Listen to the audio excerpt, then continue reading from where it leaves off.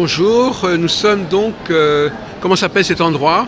Le réseau de praticiens du bien-être, c'est ça? Oui, agence essentielle. L'agence essentielle, oui, oui, c'est un jeu de mots assez sympathique, d'accord. Vous êtes, vous recouvrez un ensemble d'activités remarquables. On pourrait seulement même vous demander de quoi vous ne vous occupez pas, à la limite.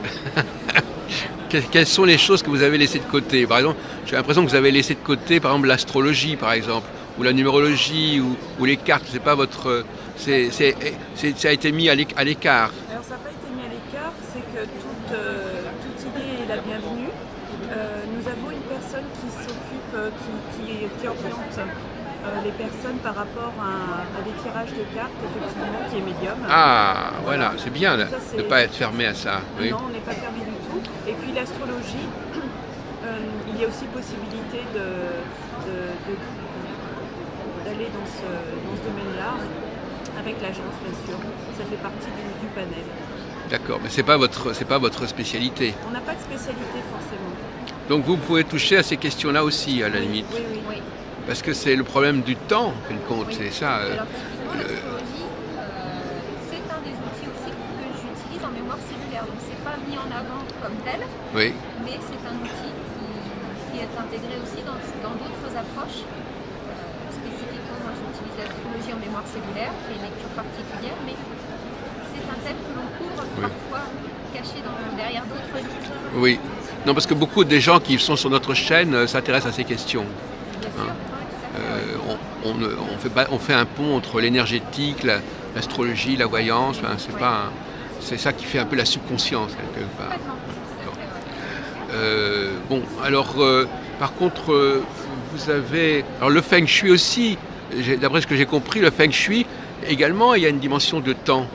Oui, tout à fait. J'ai appris que l'autre jour, en discutant avec un géobiologiste qui vient de sortir un bouquin aux éditions Bussière, que la géobiologie ne prend pas en compte le temps, mais en revanche, le Feng Shui a des structures de temps, des périodes. Oui, il y a des périodes, des structures de temps, on prend en compte beaucoup de choses au niveau des dates, etc. Oui. Oui, mais il n'y a pas que ça d'ailleurs, il y a l'environnement. Oui, il y a- bien sûr. Mais ça, c'est un point... donc là aussi, il apparaît aussi le temps par là. Non, parce que souvent, le temps, c'est un peu le parent pauvre. Les gens travaillent dans l'intemporel. On ne tient pas compte vraiment du moment où les choses se font. Même chez vous, je pense que c'est peut-être pas assez important quelque part le temps. Le temps, c'est une illusion. Ah, est-ce que ça veut dire qu'on peut structurer le temps à sa guise, ou est-ce qu'il faut respecter un temps objectif Alors on a le choix bien sûr, mais je pense que par exemple si vous êtes à l'instant T, vous êtes ici, on peut aussi se dire qu'on peut travailler sur le futur et sur le passé en même temps par rapport à notre être. Mais alors comment on structure le temps alors, passé et futur Ça c'est au niveau énergétique. on le fait soi-même, c'est un peu comme si on disait voilà, il y aura une élection dans tant d'années ou pour tant d'années. C'est quelque chose qui est volontaire. Volontaire, c'est-à-dire si on veut travailler par exemple sur soi, on peut travailler sur notre futur, sur notre passé. Oui, justement, ça m'intéresse. Mais comment vous faites alors qu'est-ce que ça veut dire travailler sur le passé et le futur, baliser le passé et le futur Alors par exemple, avec des mémoires, des choses comme ça, Oui. sur des vies passées, on peut travailler dessus par rapport à l'instant présent. Caroline Proust, est-ce que vous êtes d'accord avec cette approche? Est-ce qu'il ne faut pas aussi parfois faire appel à des connaissances objectives comme effectivement les astres, je sais pas. Les astres, même dans les astres, il y a la notion de temps. puisque- Ben justement. Mais c'est pas le même temps dont parle l'or. Ouais, alors, en tout cas, dans l'approche que j'utilise, la notion de temps est très utilisée. Des fois oui, et puis Dans le travail en mémoire cellulaire, les premiers éléments que l'on fait construire à une personne qui vient démarrer un travail, c'est de constituer sa grille de vie. Sa grille de vie, ça va être noté dans un document tous les événements, Une sorte de journal un peu. un journal, mois par mois, depuis on démarre avant la naissance, 18 mois avant la naissance. Et c'est à elle de le faire? Oui, la personne Enfin, lui demande de... Enfin, avant sa naissance, je crois qu'elle n'est pas capable de faire son journal quand même. Alors, il y a des informations qu'elle va pouvoir part de ses parents. Ah oui. Et puis il y a d'autres informations qu'on va demander au corps. Oui, c'est ça, quand même, quand même. Et Oui. le corps va pouvoir aussi nommer entre la version des parents et ce qui a été vécu par le processus, voire avant. Ça peut se jouer différemment. Donc on va retranscrire ce qui s'est vécu, puis on va se rendre compte qu'il y a une dynamique, que les événements ils arrivent de façon répétitive. Eh oui, oui. Et que cette grille elle va nous permettre d'évaluer cette technique, de comprendre le sens et de voir la répétition d'un événement se rejoue de façon cyclique pour amplifier ce qu'on a à travailler. Oui. On rencontre de plus en plus fort la contrainte qui doit nous emmener ou pas, à transformer quelque chose dans nos vies. Donc là, vous mettez à plat toute une série de dates Tout à fait. et vous voyez, vous avez trouvé un ordre, Exactement. une logique, une récurrence, etc. Tout à fait. Et même on utilise les harmoniques de la musique pour comprendre la dynamique qui s'inscrit dans les événements de notre vie à l'échelle de notre vie. Donc ce travail-là, c'est un travail qui a été mis au point par Marc Fréchet, Oui. qui était psychologue clinicien et qui a beaucoup étudié dans les cas de cancer des événements récurrents. Il se rendait compte que les gens racontaient les mêmes histoires avec les mêmes maladies. Et du coup, il était musicien, il a décidé de créer cet outil-là pour pouvoir essayer de vérifier la même chose qui s'applique en musique. Vous savez, en musique, on parle de quinte, de tierce, de clave. Ben ça peut se transposer complètement Probablement, à la oui. vie de la personne. Et donc, par exemple, on dit que la quinte est sens. Et si on veut mettre du sens sur un événement particulier dans la vie, on va aller calculer la quinte. On va regarder un cinquième plutôt ce qu'on a vécu, Oui. qui va donner le sens. C'est pourquoi je vis cet événement-là. Alors là, on n'est plus dans l'astrologie. Là, on est une sorte d'empirisme. Voilà, on observe des choses, des récurrences. Mais on pourrait éventuellement, dans un deuxième temps, se demander si cette structure, ces rythmes, ne sont pas en rapport, en corrélation avec des processus cosmiques. Hein. Mais ça pourrait servir de base de recherche. De toute façon, ça se retrouve complètement dans les astres. Il y a vraiment une synergie entre l'astrologie, les mémoires cellulaires et les empreintes et les événements de notre vie. On retrouve concrètement la corrélation avec l'astrologie. Alors je vois, Laure Courret, je crois que vous êtes aussi dans le Feng Shui finalement. Oui. Donc cette question du temps, elle vous parle aussi finalement. Tout à fait.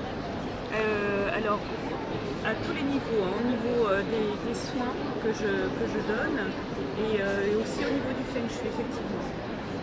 Oui, mais alors là, c'est une tradition différente, c'est très ancien, c'est aux éléments, c'est lié aux saisons. C'est lié aux éléments, donc il y a 5 éléments en Feng Shui. Donc vous avez l'eau, le feu, la terre, etc. L'eau et le bois, oui, c'est ça, le bois, Et tout ça métal. est lié par rapport au temps, par rapport à beaucoup de choses, de l'environnement, de la date de naissance des personnes qui habitent sur un lieu aussi. Date de naissance. Oui, tout à fait. Est-ce que vous faites de la numérologie par exemple Alors, on peut dire que c'est un peu... avec les 9 périodes, je sais pas quoi. Alors, c'est plutôt le calcul sur une date de naissance des habitants. On va Oui. trouver grâce à cette... Ah oui, date de les habitants, naissance. oui, qu'il faut, oui, du lieu, il faut intervenir. Oui. Oui, voilà, et en calculant la date de naissance, c'est Ah oui. des chiffres qu'on trouve Ah oui. qui sont en lien avec un élément. Tiens, Voilà. d'accord. Alors beaucoup des pratiques, est-ce qu'on peut dire que de manière générale, c'est la grande mode des communications non verbales quelque part. C'est-à-dire qu'on ne demande pas trop aux patients de s'exprimer directement. On s'adresse, comme vous dites, à son corps, à des éléments qu'il ne contrôle pas. Et parfois, les gens préfèrent qu'on s'adresse à une partie d'eux-mêmes au subconscient, plutôt qu'on les fasse parler quelque part. Soit ils ont un manque de confiance, soit ils pensent que ce qu'ils peuvent dire directement n'est pas très pertinent finalement. Alors il y a tout type de cas de figure, hein. il y a des gens qui veulent dire, qui ont besoin de parler, et puis il y a d'autres, effectivement, par exemple, qui viennent me voir, qui me disent je vous laisse chercher, trouver. Oui. Et souvent, on trouve quand même à la source voilà, des mots, et Oui. de ce fait, on peut trouver un sens quand on fait un soin, ou quand même sur une étude Feng Shui, sur un lieu, ça parle beaucoup. Mais d'une manière générale, par exemple, même l'histoire de langage du corps, ça veut bien dire que on attend du praticien qu'il dise des choses sur lesquelles on n'a pas prise finalement, Oui. n'est-ce pas? Il n'y a pas de conscience dessus. Oui. Donc le but quand même du thérapeute, que ce soit Caroline Proust ou moi-même, on essaye de mettre quand même, on accompagne la personne qui vient nous voir pour mettre du sens sur les mots. Donc la kinésiologie, par exemple, Aussi, bien sûr. même l'Ayurveda, je crois que vous parlez d'Ayurveda. Oui. L'Ayurveda, c'est le pouls. Donc on interroge le corps en fin de Oui, compte. tout à fait. L'énergie, la biorésonance cellulaire Voilà. aussi, qui permet de lire grâce à l'énergie le message du corps. Donc finalement, quand même, j'exagérais peut-être un peu tout à l'heure, mais c'est vraiment cette idée, n'est-ce pas, que au fond, les gens, ça les rassure qu'on ne les interroge pas directement. Et ça explique, ça correspond à mon avis, parce qu'il faut toujours une question que j'aimerais vous poser, mais qui va peut-être vous perturber, c'est quel est le profil des gens qui viennent vous voir. Moi, je dis toujours alors vous me direz tous les profils, mais moi je dis toujours que si on va vers un certain type d'enseignement, c'est pas par hasard, et ça correspond à des blocages que la personne peut avoir par certains côtés, et là elle se sent plus à l'aise, ou inversement. C'est-à-dire que... Alors, pour ma part, en tout cas, ce sont des gens qui ont besoin d'être connectés à leur âme. Oui, carrément. Ouais. Ça, c'est un grand mot, effectivement. Je dis, j'ai besoin d'être reconnecté à mon âme. Voilà, à leur mission de vie. Oui, oui, d'accord. Voilà, vraiment. Et vous diriez quoi par rapport à l'attente et au profil des... Parce que c'est quand même important dans tous les domaines, enfin, me dire que c'est un peu, d'avoir une certaine idée du genre de personnes qui viennent vers vous. Parce qu'elles ont quand même des profils relativement proches, et donc par conséquent, on peut élaborer une méthodologie en rapport avec ces personnes-là, voyez-vous. Oui. Alors en fait, En amont. on attire de toute façon à soi des personnes qui nous correspondent. Oui. Donc, Oui, mais ça ne répond pas à la question, parce que qui êtes-vous? Parce que c'est un peu touché en beauté en touche là.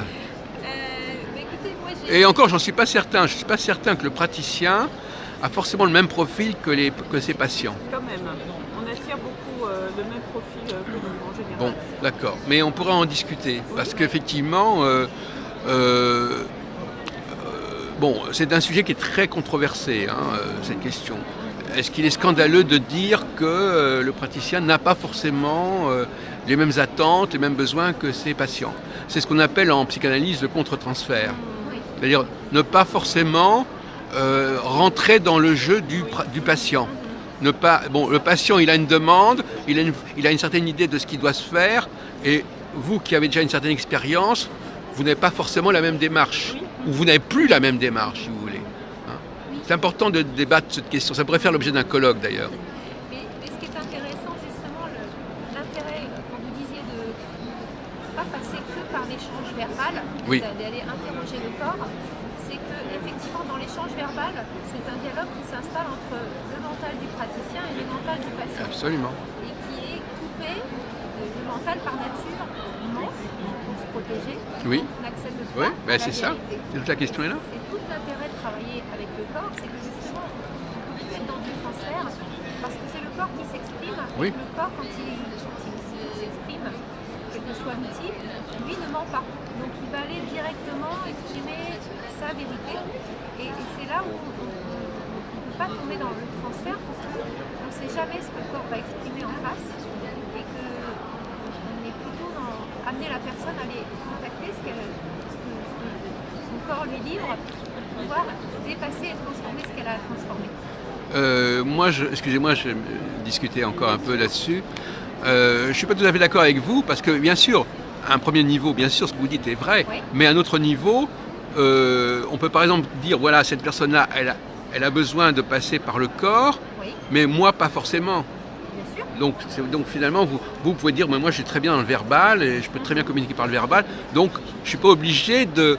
Je vais rentrer dans le jeu de la personne, je vais correspondre à son attente, Oui. mais je ne suis pas obligé d'épouser cette attente moi pour moi-même, voyez-vous.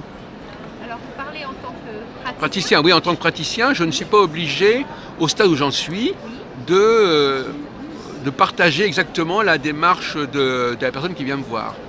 alors, Parce que je n'ai pas forcément le même problème qu'elle, ou j'ai dépassé ce problème-là. oui, Et en plus, pour rebondir sur ce que vous disiez, oui, il me semble que les personnes qui veulent qu'on ne les interroge pas directement, elles ont déjà en soi un problème. Hein. Donc c'est pas...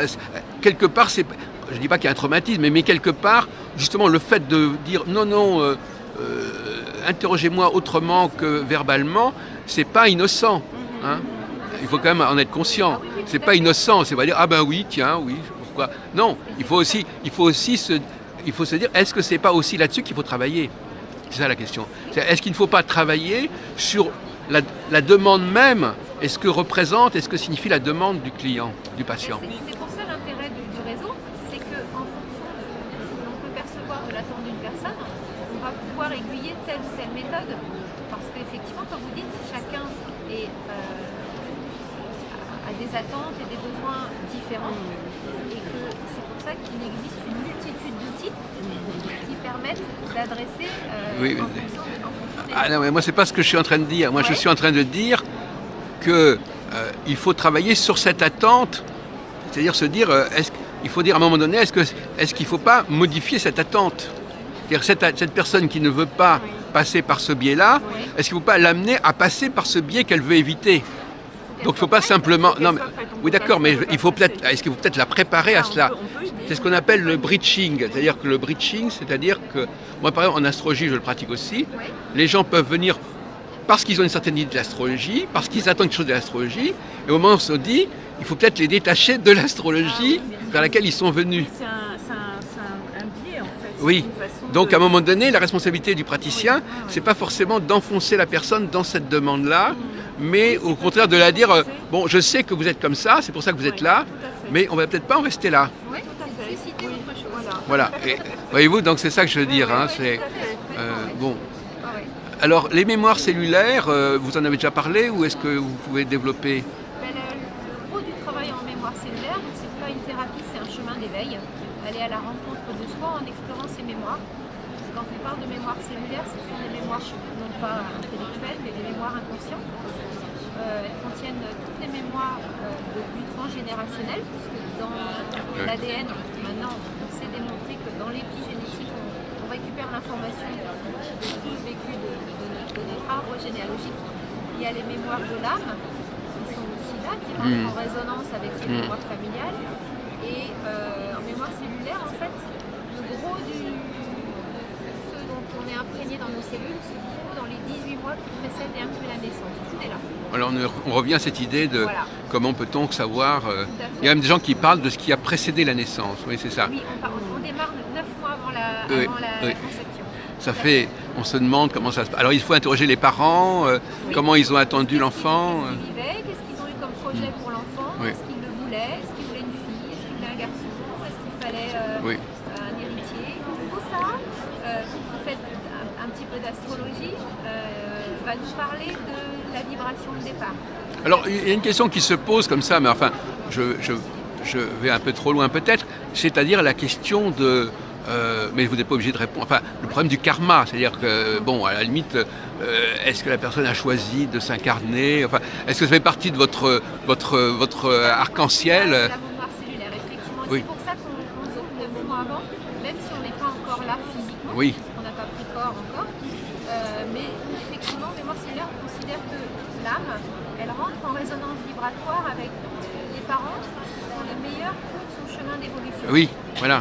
Donc effectivement, si mon âme, elle a encore à travailler une problématique de place, par exemple, eh ben, elle va choisir peut-être des parents où le logement est trop petit avant que j'arrive, ou alors il y a eu une fausse couche touche avant moi, et du coup j'arrive derrière, quelle est ma place? Ou alors entrer dans un certain peuple, dans une certaine nation, une certaine ville. Exact. Par exemple, quelqu'un qui s'incarne en tant que juif, par exemple, pourquoi, Si etc. à travailler la tolérance, et ben, je vais peut-être commencer par Oui. le premier pas sur des problématiques d'intégration, de racisme. Mais alors ça pose la question de ça. Enfin là, on sort un peu du sujet, mais on peut remonter.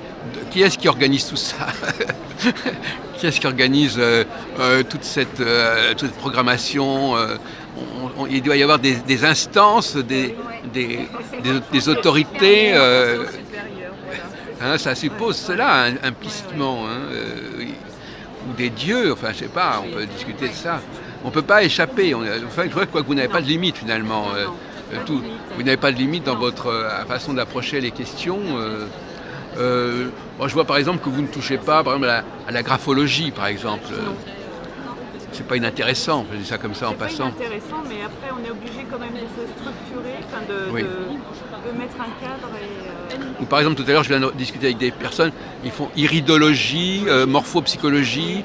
C'est quelque chose qu'on pourra rajouter à Oui, l'agence, hein, bien voilà, sûr. parce que là, ils font C'est ça plus envisageable loin, de naturopathie, là. trouver, Oui. pour accompagner.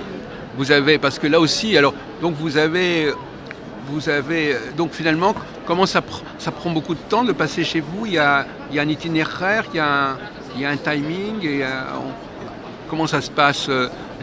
C'est un chemin? Soit c'est sur une problématique donnée, et là l'agence va déterminer quels sont les praticiens qui sont le plus à même d'accompagner la difficulté de la personne.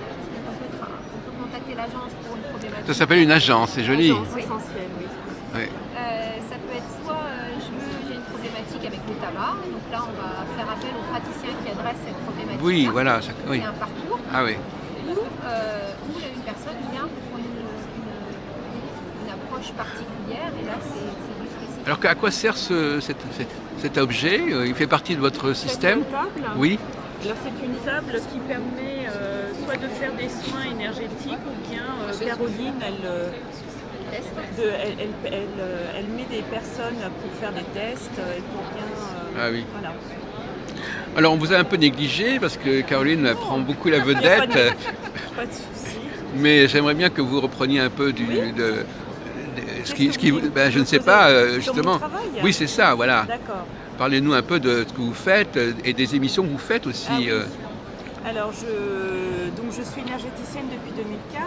J'ai démarré par le Reiki et je suis devenue enseignante. Donc je suis formatrice en Reiki, Ushui, Karuna et Shambhala. Et je donne aussi des ateliers de magnétisme. Donc je forme à toutes ces techniques énergétiques. J'aide aussi, donc je reçois au niveau de l'agence soit des particuliers ou des professionnels qui ont besoin d'être accompagnés. Et je peux proposer aussi des soins avec des pierres. Voilà, les minéraux. D'accord. Voilà. Donc les minéraux vont m'aider aussi, ce sont des outils qui vont m'aider à soit redynamiser les centres énergétiques ou à bien les nourrir. Et aussi avec c'est très, très précis là ce que je suis en train de vous dire, mais par exemple le cristal de roche, qui est un puissant transmutateur d'énergie pour débloquer les énergies stagnantes ou négatives qui ne nous appartiennent pas, pour pouvoir les transmuter justement à l'univers. Voilà. Ce qui me frappe encore une fois, c'est que au fond, j'emploie une expression qui va peut-être vous paraître bizarre, c'est une relation aseptisée. C'est-à-dire qu'effectivement, aseptisée au sens où la dimension personnelle à la fois du patient et du praticien n'est pas mise en avant. C'est-à-dire que par exemple, les pierres, par exemple, les pierres c'est des pierres, c'est pas une personne.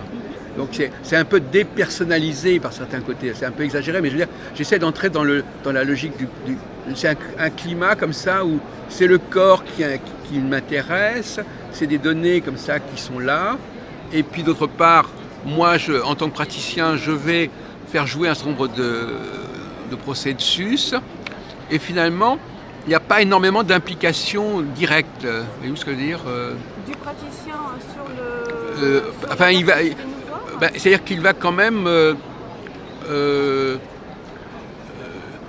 Encore une fois, on ne va pas être totalement dans le langage. Hein. On va être dans les. Il va y avoir une médiation. Voilà, une médiation. On est dans un processus de médiation. C'est-à-dire qu'il y a moi, le praticien, et puis il y a tout un ensemble de choses entre les deux qui vont faire l'interface. On n'est pas obligé d'avoir des minéraux. Hein. Je travaille aussi sans minéraux, ça dépend. Oui. Oui, mais je peux être en direct avec la personne qui vient me voir. Oui. Non, parce que moi, je connais un peu le monde de la psychiatrie, justement, où, par exemple, et puis l'autre jour, je parle, alors, vous savez, l'utilisation de petits personnages, on va y a de trucs comme ça, il y a tout un ensemble de phénomènes d'interface comme ça, comment ça s'appelle cette formule, des constellations familiales, systémiques. Voilà, alors vous ne faites pas ça. Moi, je peux être amenée à les utiliser aussi. Oui. Mais ce ne sont que des outils. Après, l'outil n'est rien. Oui. C'est la personne qui les utilise et l'intuition qu'elle a, que c'est cet outil-là qu'il faut mettre en avant plus que celui-ci par rapport à telle personne. Ça, il y a la dimension personnelle et intuitive, à la fois connectée à une autre source qui nous guide, pour pouvoir accompagner au mieux la personne. Alors il y a une question qui me vient aussi, puisque moi-même, donc vous savez qu'en astrologie, on enseigne. Hein, c'est pas, enfin, il y a des gens qui donnent mais après, l'enseignement existe. Oui. On forme des personnes. Oui. Est-ce que vous avez aussi une démarche de formation? Bien sûr. C'est-à-dire que les gens acquièrent un savoir, Oui. ils ne sont pas simplement des gens qui consomment ce savoir, ils acquièrent. Qu'est-ce que vous leur transmettez comme savoir de préférence, leur courage? Je leur transmets une méthode, par exemple pour le Reiki, ça va être une méthode d'imposition des mains, avec des protocoles, des symboles à transmettre. Et pour le magnétisme, ça va être une méthodologie pour pouvoir détecter les différents blocages au niveau du corps. Je donne des outils Oui. pour pouvoir le pratiquer. Oui, c'est intéressant. À la fois, on est le praticien, mais aussi, il n'y a pas forcément d'un côté l'un, l'autre côté l'autre. Il y a aussi, ils se rencontrent au milieu par l'objet de l'enseignement. Oui, tout à fait. Alors vous-même, qu'est-ce que vous enseignez? Vous enseignez aussi la biorésonance cellulaire, le test qui permet de dialoguer avec le corps au sein d'une association qui s'appelle Corps Essence et qui transmet donc tout un tas d'enseignements, des séminaires, et notamment il y a un enseignement qu'on appelle l'école de vie sur Paris qui sur 2 années donne des enseignements sur ce que c'est que la vie, qu'est-ce que c'est que nos mémoires, qu'est-ce que c'est que le féminin, le masculin. Ah. Alors attendez, parce que là, est-ce que vous pourriez, excusez-moi de vous interrompre, est-ce que vous pourriez nous dire quelques mots?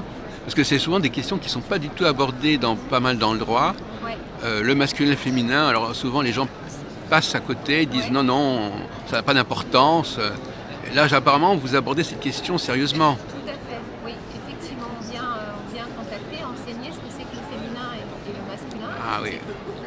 Oui. Que le couple est l'occasion d'aller rencontrer son propre féminin ou son propre masculin. Oui. Le couple, en fait, à l'extérieur, n'est que le reflet du couple intérieur, de nos polarités. Oui. En école de vie, effectivement, on transmet, je ne vais pas vous résumer l'enseignement ici, mais on aborde ces thématiques-là. Voilà, on est heureux de l'apprendre, oui, effectivement. Fonction maternelle, fonction paternelle, Oui. c'est que l'on... Non, parce que c'est vrai que c'est un problème terrible actuellement. On ne veut pas aborder ces questions. Même dans ce milieu-là, on ne veut pas l'aborder. Hein.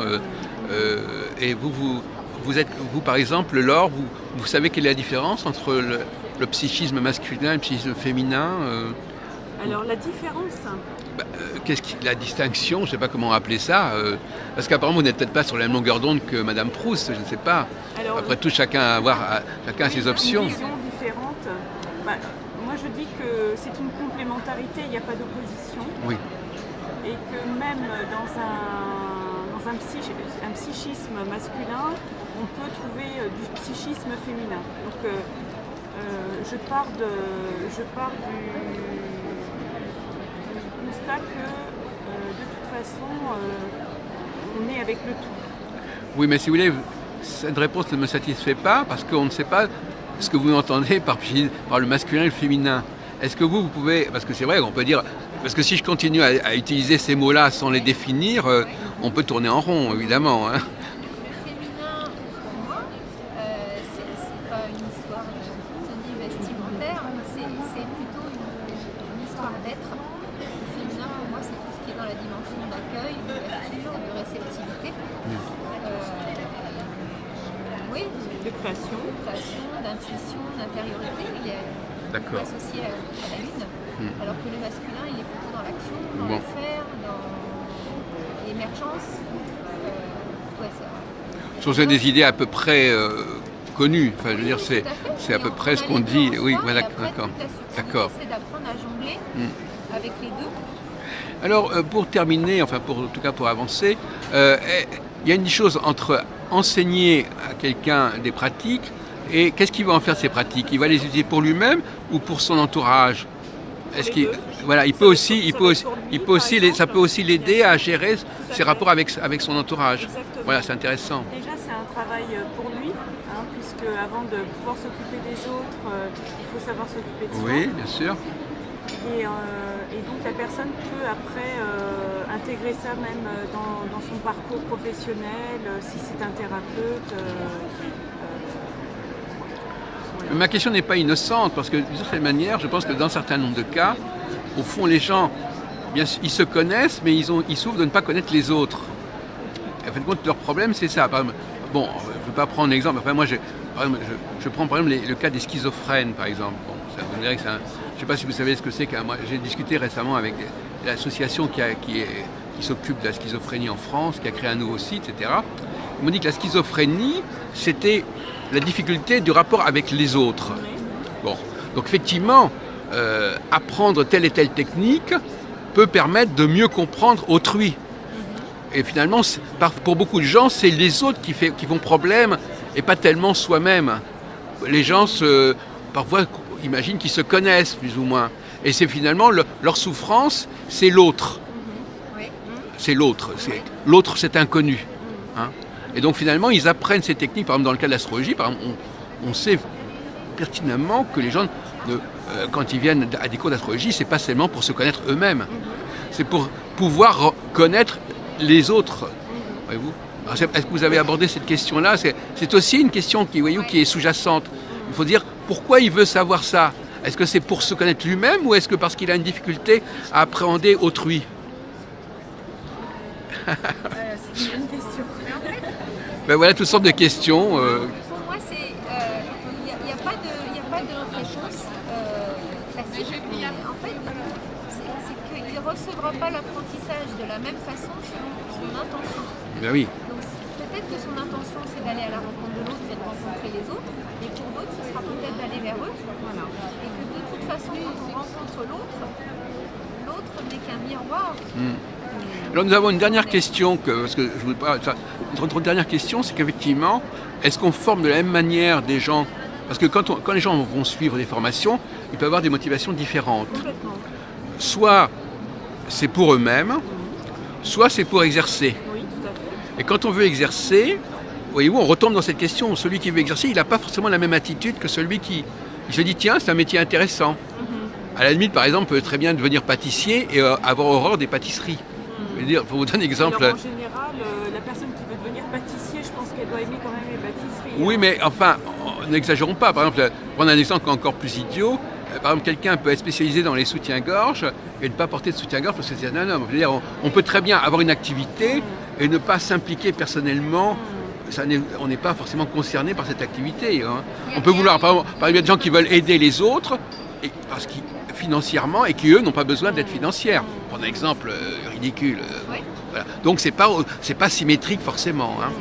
Donc nous par exemple nous dans notre école, la faculté libre d'astrologie de Paris, pour ne pas la nommer, on demandait toujours, on ne voulait pas mélanger les personnes qui voulaient devenir astrologues et les personnes dont on voyait que visiblement elles voulaient surtout se nourrir de l'astrologie, voyez-vous. Et on ne les mettait pas ensemble, parce que l'enseignement n'est pas forcément le même. Vous êtes d'accord avec moi ? Ça, je suis d'accord.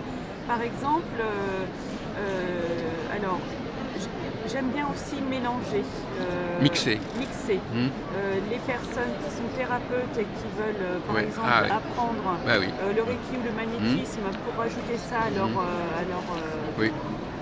Panel. leur pratique. Oui. Et des personnes qui veulent, qui démarrent, qui veulent découvrir. Oui. Parce que je pense que c'est quand même un travail personnel et que là, on n'est plus dans le cadre.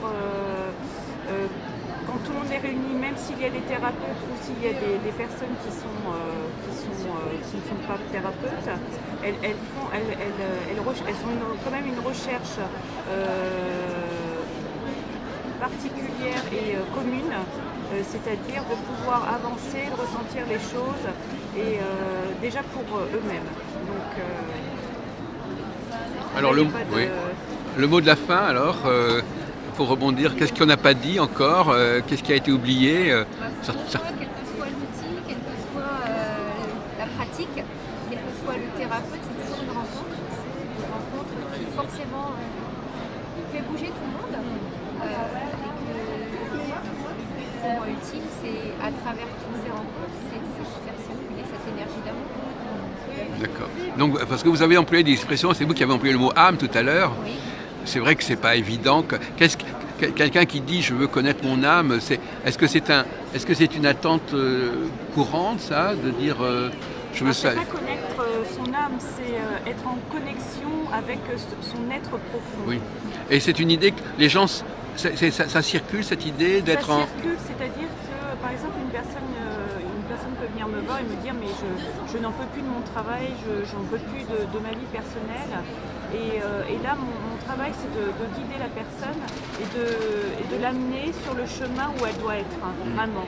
En résonance. Sa destinée d'âme. Oui. Mais c'est elle qui doit trouver. Oui. Donc je ne vais pas lui dire ce qu'elle a à faire, mais je vais l'aider à rentrer dans son... Et de plus en plus de gens ont développé cette attente, ce besoin qui n'était peut-être pas forcément évident autrefois. Je sais Oui, pas. parce que le monde d'aujourd'hui, le monde du travail d'aujourd'hui, il y a une perte de sens énorme. Les gens ils sont là pour de l'alimentaire, et de ça naît la nécessité à un moment de se perdre, de remettre du sens et comprendre mais pourquoi je suis pas bien et vers où je dois aller. Donc ça, on le constate par la façon de l'entreprise d'aujourd'hui. C'est cette perte de sens. Eh bien, merci beaucoup à toutes les deux. Merci à vous.